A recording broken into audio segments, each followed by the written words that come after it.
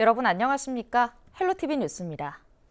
인천 고등법원 유치에 대한 목소리가 높아지고 있습니다. 국회에 이어 최근에는 지역 곳곳에서도 유치에 대한 당위성과 필요성이 언급되고 있는데요. 자세한 내용 취재기자 연결해 들어보겠습니다. 보도국 송효창 기자 연결돼 있습니다. 네, 송 기자, 우선 인천에 왜 고등법원이 유치돼야 하는 건지 설명 부탁드립니다. 네, 현재 고등법원이 설치되어 있는 곳은 서울과 대전, 대구, 부산과 광주, 수원 등 6곳입니다. 전국 7대 특광역시 중 인천과 울산에만 없는 셈인데요. 인천의 경우 인천 시민이 항소심을 받으려면 서울 고법까지 가야 하는 불편을 겪고 있습니다. 특히 섬 지역의 경우에는 섬에서 인천 내륙까지 나온 뒤 다시 서울 서초까지 이동해야 합니다. 이 경우 서울 서초까지 최소 4시간에서 최대 8시간 정도 소요됩니다. 왕복일 경우 최대 16시간입니다. 인천 법조계에서는 헌법에 명시된 권리 중 하나인 신속한 재판을 받을 권리를 침해받는다고 판단하고 있습니다. 인천고법유치위원장인 조용주 변호사의 말 들어보시죠. 우리나라에서 가장 큰 법이 헌법이잖아요. 근데 인천고등법원이 없는 것이 그 우리 헌법상에 나오는 4가지 권리를 침해하고 있다라고 저는 말씀을 드리고 싶어요. 첫 번째는 헌법 27조 3항에 의하면 신속한 재판을 받을 권리가 있어요. 네. 우리가 좀 가까운 데서 편하게 재판을 받아야 되잖아요. 근데 우리 인천은 아까 김 교수님 말씀하신 것처럼 서울까지 가야 되고 비용이 많이 들고 또 오래 걸리고 하는 이러한 불편함을 지금 감수하고 있고요. 여기에 인구가 300만 명이 넘고 심지어 관할구역까지 하면 430만 명에 달하고 있지만 수원보다 서울이 더 먼 인천에는 고등법원이 없다는 것은 평등권 침해라고 보고 있습니다.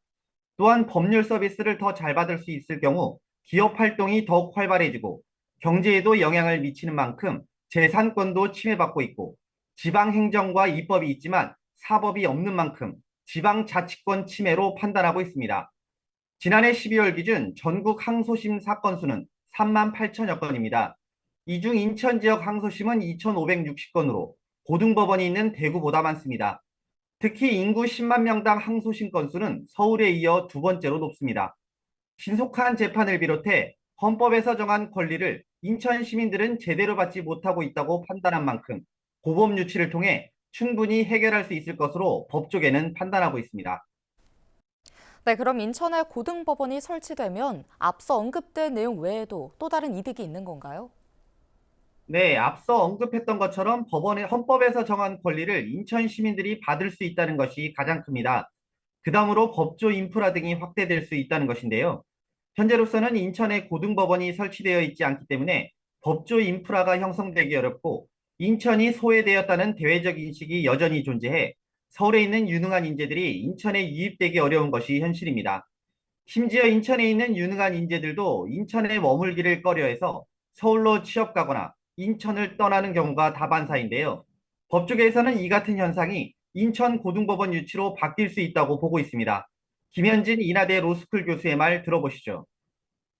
시간적 비용, 절약, 또 소송에 따른 경제적 비용 절감, 시민의 사법급 권리 향상을 줄 수 있고, 또 도시의 경쟁력 부분에서 보자면은 지역 내 사법 서비스 시장 및 일자리 확대, 또 사법 서비스의 어떤 지역 균형 발전의 기여 등을 줄 수 있습니다. 더 많은 로스쿨 졸업생들과 변호사들이 인천에 근거를 두고 인천지방변호사에 소속돼서 활동함으로써 인천 법조계가 더 활발해지고 또 커지는 그런 파급 효과가 있을 거라고 확신합니다.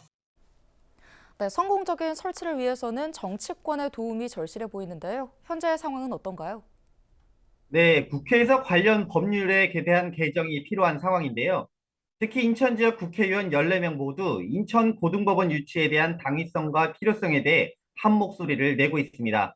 더불어민주당 김규웅 의원과 국민의힘 배준영 의원은 22대 국회 시작과 함께 각각 법안을 발의한 상태이기도 한데요. 두 의원의 말 들어보시죠.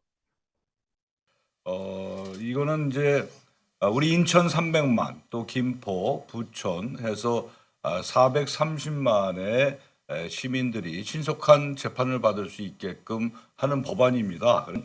우리 국민들은 신속한 재판을 받을 수 있게끔 헌법에 이 권리가 보장돼 있기 때문에 이거를 지키기 위해서 법안을 냈고 하여튼 최선을 다해서 통과될 수 있게끔 하겠습니다. 인천 고등법원을 하루속히 만들어서 우리 인천 시민들에게 고른 법률적인 서비스를 제공한다. 그 외에 부천이라든지 이 김포에 계신 분들도 같은 혜택을 누리게 된다라는 취지에서 제가 법을 내고 그것을 적극적으로 추진하게 된 것입니다. 하지만 아직 넘어야 할 산이 많습니다. 최근 인천에서는 해사법원까지 유치하겠다는 뜻을 밝혔는데요. 인천 고등법원과 해사법원 중 우선순위를 두고 준비를 해야 할 것으로 보입니다. 인천 정치계는 물론 법조계와 시민사회단체 역시 인천 고등법원 유치 후 해사법원에 대한 활동을 이어가겠다는 뜻을 밝혔는데요. 이제 시선은 국회로 모일 수밖에 없습니다. 인천 지역 국회의원들이 이번 22대 국회에서 인천 고등법원 법안 통과를 위해 어떤 움직임을 보일지는 조금 더 지켜봐야 할 것 같습니다. 여기까지 듣겠습니다. 보도국 송효찬 기자였습니다. 다음 소식입니다. 부천시의회 행정사무감사 소식 오늘도 이어갑니다. 도시교통위원회 행감장에서는 이틀째 지역 내 도시개발계획에 대한 감사가 이어졌는데요. 이번에는 주민들의 문매를 맡고 있는 상동 홈플러스 주택건설 사업과 공공기여 추진을 두고 질타가 이어졌습니다. 지역사회 반발도 본격화된 모습입니다. 이정아 기자의 보도입니다. 부천시 도시주택환경국에 대한 행정사무감사, 시작부터 주민 집단 민원이 접수됐습니다. 부천 상동 홈플러스 부지 주택건설 사업에 대해 반대하는 주민들의 뜻이 모인 겁니다. 제가 이 자리에서 우리 도시주택환경국의 다수 민원, 우리 상동 지역 주민 여러분 1,300명이 서명한 다수 민원 접수 지금 하겠습니다. 주택건설 사업의 용적률 완화를 목표로 추진 중인 상동 호수공원 일대 공공기여 사업에 대한 질책이 이어졌습니다. 시민 여러분들, 주민 여러분들 앉혀놓고 컨벤션 센터가 들어오면 뭐가 좋다는 그 주민 설명의 내용이 100% 중에 80%가 공사 5년 하면서 소음, 먼지, 교통 이걸 어떻게 해결하겠다라는 주민 설명은 단 한 번도 없었고요. 주민 설명은 80%가 전부 다 컨벤션 센터를 왜 유치해야 되는지 타당성만 설명을 하고 왔어요. 부천시는 주민들이 원하지 않으면 방식을 변경할 수 있다는 답변을 내놓았지만 내부적으로 검토해서 그 안에 어떤 의견이 필요한 부분이 있으면은 저희들이 이제 수렴해서 갈 수도 있는 거. 일단은 뭐 저 승인이 나서 진행이 된다면은. 시의원은 주민 의견을 먼저 들을 것을 주문했습니다. 그래서 심의를 시장이 약속했던 대로 내년으로 미루시고 그래서 주민 의견을 먼저 들으시라고 제가 말씀을 드리는 거예요. 그 사이 주민들은 협의체를 결성했습니다. 원하지 않는 공공기여에 대한 불만이 터져 나옵니다. 부천시가 상동호수원에 전시공연시설 설치하려는 것을 절대 반대한다. 주민 편의시설 계획 과정에 시민대표단을 참여시켜 주민들의 대표 의견을 적극적으로 수용할 것을 적극 촉구한다. 부천 상동을 중심으로 한 주요 개발 사업들에 대한 지역사회 불만이 갈수록 커질 조짐을 보이면서 부천시가 보다 더 적극적인 소통에 나서야 한다는 지적이 이어지고 있습니다. 헬로티비 뉴스 이정아입니다.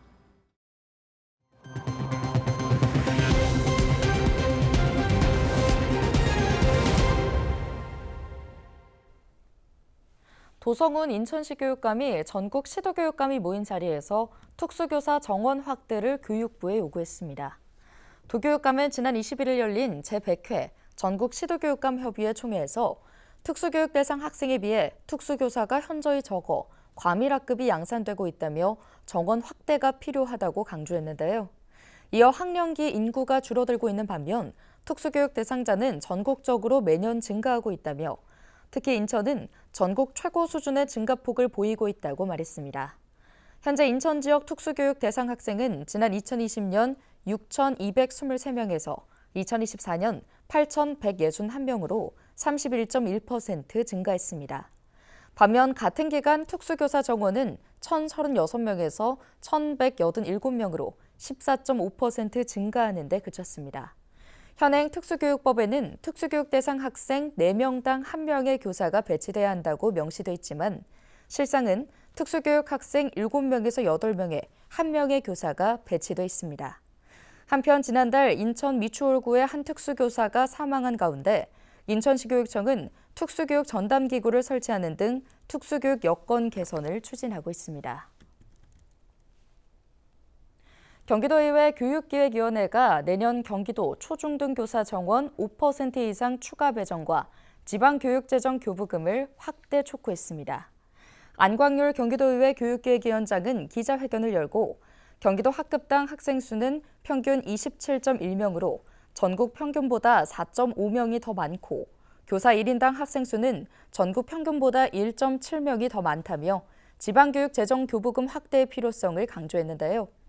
안 위원장은 또 경기도에 예정된 2025년 교육재정 교부금은 전국의 24.3%로 학생 수 비중인 29.4%에 비해 재정적으로 불균형하다고 지적했습니다. 또 단순한 통계적 차이에 그치지 않고 학생들의 학습 환경, 교사의 업무 여건, 학생들이 받는 교육의 질에 심각한 영향을 미치게 될 것이라고 강조했습니다.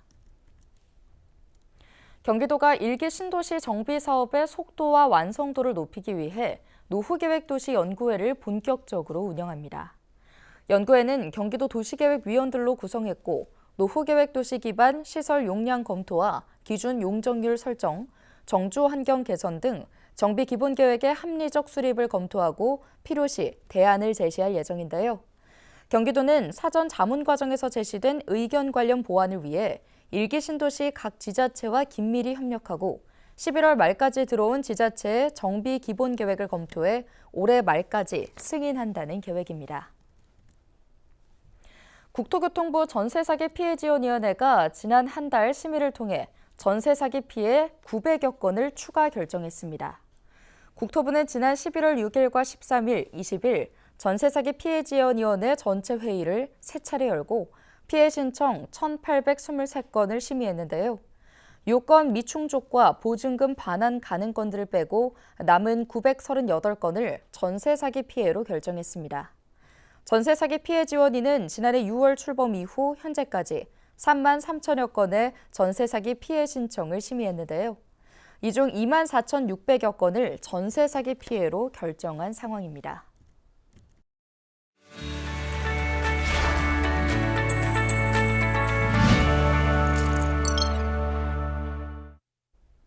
한 주간 우리 지역 국회의원들의 활동을 국회는 지금에서 살펴보겠습니다. 박상혁 국회의원이 대표 발의한 이 노인복지법 일부 개정 법률안이 지난 21일 국회 보건복지위원회 전체 회의를 통과했습니다. 해당 법안은 경로당의 주 5일 점심 식사 제공 지원을 위해 지방자치단체가 기존 양곡 구입비뿐 아니라 부식 구입비를 지원할 수 있도록 하는 내용을 담고 있는데요. 박상혁 의원은 수시로 김포 곳곳의 경로당을 다니며 어르신들을 찾아뵙고 말씀을 경청한 끝에 준비한 법안이라며 어르신들이 안전한 공간에서 부담 없이 식사하시며 이웃들과 따뜻한 온기를 나누실 수 있도록 지원을 강화하겠다고 밝혔습니다. 서영석 국회의원이 지난 18일부터 3일간 국회의원회관 제2로비에서 사진전을 열었습니다. 이번 사진전은 가족 돌봄 아동이 겪는 현실을 사회에 알려 제도 개선의 시작점으로 삼기 위해 마련됐으며 국회 보건복지위원회 소속 의원들과 초록우산 어린이재단, 국회의원 연구단체 공동주최로 열렸는데요. 사진전에서는 가족 돌봄 아동들이 지난 9월 한 달간 간병, 보호, 집안일이라는 키워드로 직접 촬영한 돌봄의 모습들이 전시됐습니다.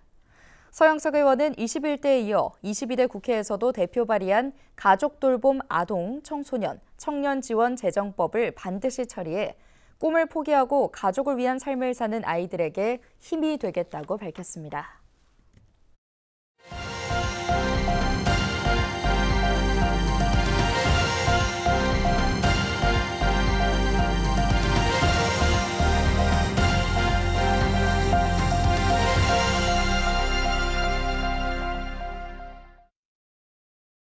(12월 2일부터) 헬로티비 뉴스 방송 시간이 매주 월요일부터 금요일 밤 8시 50분으로 변경됩니다. 많은 시청 바랍니다. 뉴스를 마칩니다. 시청해주신 여러분 고맙습니다.